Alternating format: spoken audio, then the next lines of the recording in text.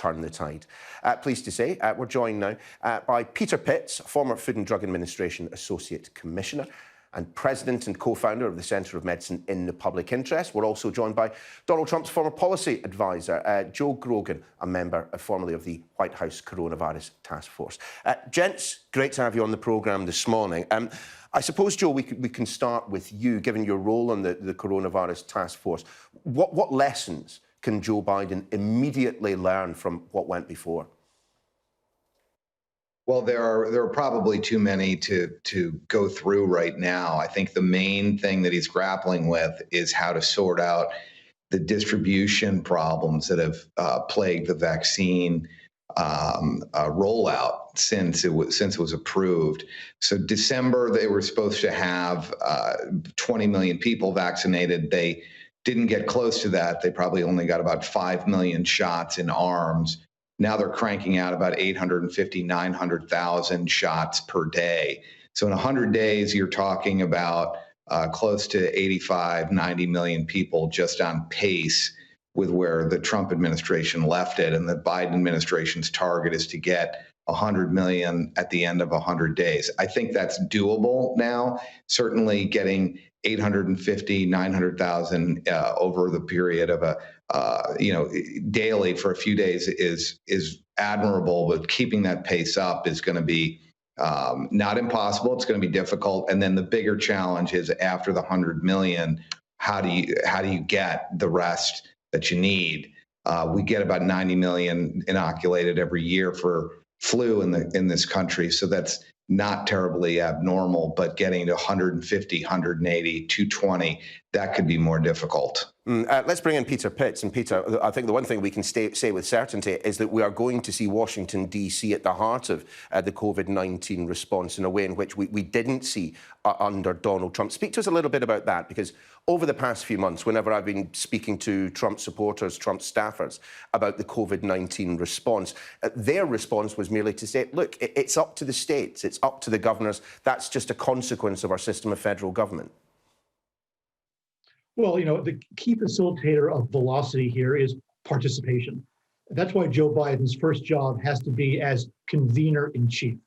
If he wants to hit the 100 million vaccination number, he needs allies, and those allies reside on the state level. The states and the federal government have to work together. One can't do it without the other.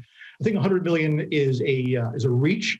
As Joe said, it's potentially doable, but I would rather under-promise and over-deliver in this space. I think that what we've learned from Operation Warp Speed is that when we work together, when the ecosystem works together, especially the healthcare ecosystem, we can come up with diagnostics and therapeutics and vaccines in record time. It really is quite spectacular. What we've got to do now is put that same spirit of collaboration towards logistics on the state level. There's no reason why we can't get it done. The only thing that's really going to stand in the way once we actually get the blocking and tackling of logistics underway is education, and education specifically to communities. For example, communities of color who have great skepticism in the U.S. about government healthcare programs. So is it doable? Yes, but we have to work together to get it done. And the president has to be at the head of the table with governors making it happen. Joe, just picking up on what you said about the influenza vaccination program in the United States, talk to us a little bit then about the potential role of the private sector in getting the vaccine out there. I mean, here in the UK, we're starting to see pharmacies being used as a means of getting the COVID-19 vaccine out. I mean, that's clearly something that the Americans can do on greater scale.